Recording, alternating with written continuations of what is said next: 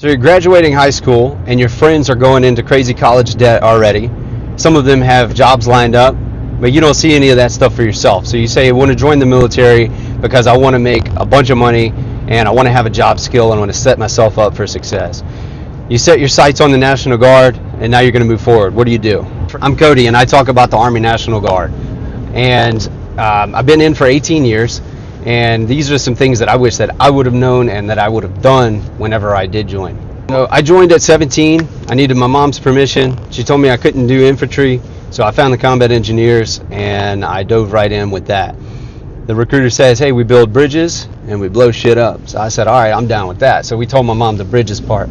I got in at 17. I was still in high school, so I finished out high school and I shipped to basic training whenever I was 18. So that tells you right there, there's some benefits to joining early. My time started when I was 17, but I didn't really do anything until I went to basic training, right? So that's cool for a paperwork side of things, having your dates a little further out. It doesn't really affect me now because I'm active duty with the National Guard, so that extended my time, but I digress.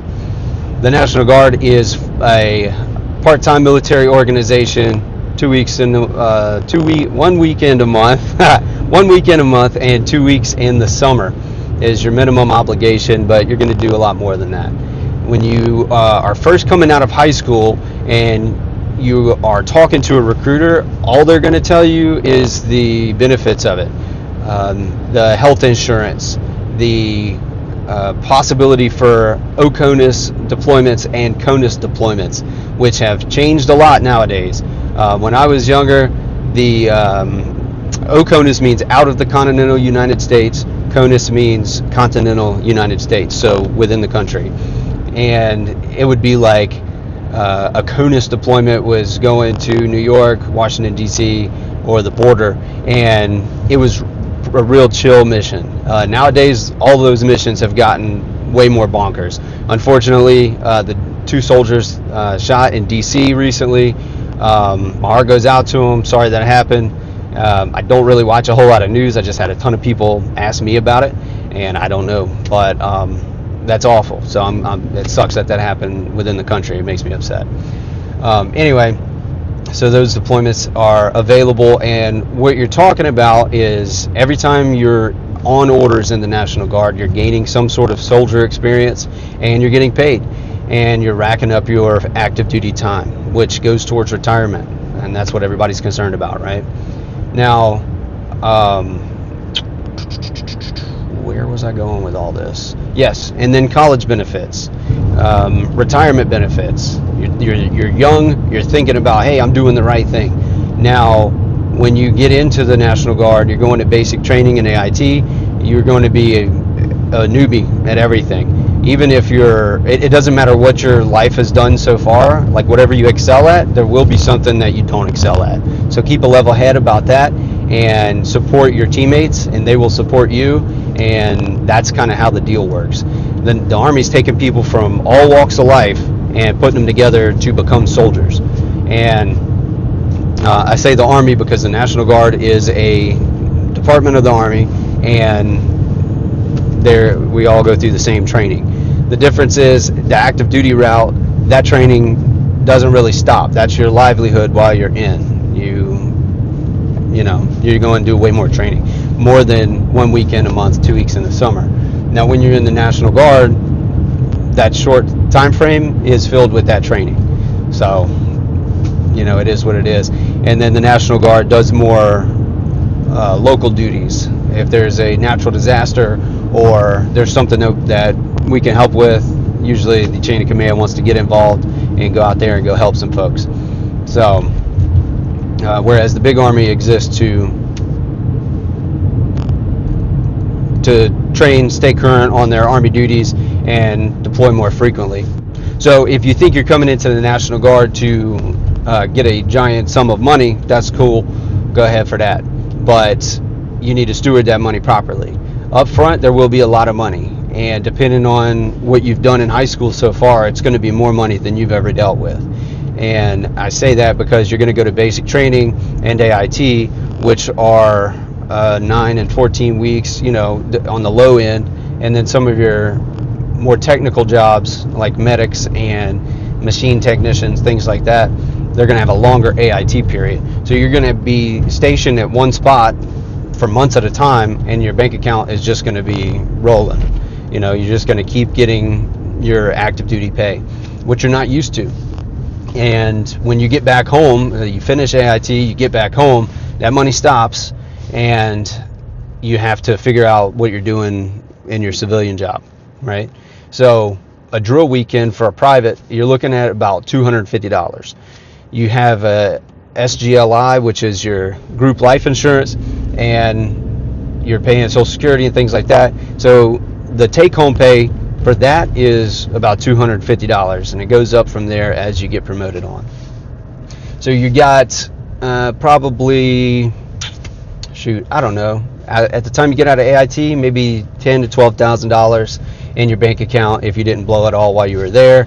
And what do you do with it? Well, I'm not a financial advisor. I can't tell you what to do with it, but what I can tell you not to do with it, and that's not blow it. Don't pick up new addictions like nicotine, caffeine, things like that. Everyone is walking around with a dip in their mouth. Everybody's ripping Zins nowadays. They got a vape.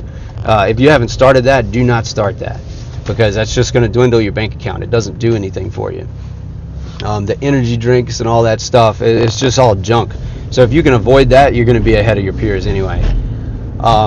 Another thing you can do, I'm not a financial advisor. Don't take my financial advice. Oh, my doggone camera has moved on me. All right, there it is. Don't take this as financial advice. I can't be held accountable for what you do. But a good idea is while you're in basic training, or before you go possibly, you can set up a TSP, which is a thrift saving plan. I don't know all the ins and outs about it, but the way I understand it, it's a 401k for the military. And if you're wise with this, you could take, now that you're going to get a lump sum of money coming out of basic and AIT. When you get to your unit, you're going to start off making about $250, right? So $250 is not enough to live off of. So if you think you're going to bankroll and finance your whole life with the National Guard, that's a myth we can dispel right now. It's not going to happen. But I'm telling you, that's 18 years of experience. Just the part-time National Guard, you're not going to be able to finance your whole life about it or with it. So with $250 a month, what you can do is put that entire thing into the TSP. When you get back from AIT, you will be getting a new job anyway, or you'll be enrolling in college, but you're going to have to finance your life differently, not just the National Guard. I can't stress that enough. It's about $250 a month. Take that money and put it into the TSP for the lifetime of your enlistment, and you will have a good little nest egg built up. Some people are against 401ks and TSPs and things like that. This is something I didn't do, and now 18 years in, I sure wish I did, because I would have a lot more saved up than I do now. And you can't touch it. If you do touch it, you're penalized. So that money just sits there. You're going to go to drill. You're going to get a couple $100, and you're going to stay in. Why not do the TSP, right? So hopefully that makes sense. I'll package that up nicer in a different video one day. I need to study the TSP more, honestly, but it is one of the valuable assets that we have that the Guard, or that soldiers in the Guard, seem to be unaware of, or they seem to be maybe too immature to understand at a young age. So you watch this, you're obviously interested in what we have to offer, so check that out. Like I said in previous videos, I'm not a recruiter, and this is just good advice that I wish I would have known back in the day. Back in my day. All right.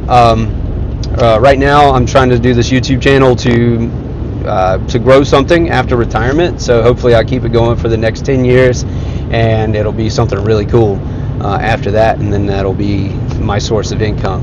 Right now, I made a shirt design. My buddy told me that I'm demoralizingly motivating, and I said that sounds pretty cool, so I'm going to put that on a shirt. Put it on a shirt. I designed it myself. The link is in the description, so if you want to support the channel, that's how you do it there. There's also a link to buy me a coffee. If you like this sort of content, you can donate there, and I'll put that money into building the channel. So thanks for watching.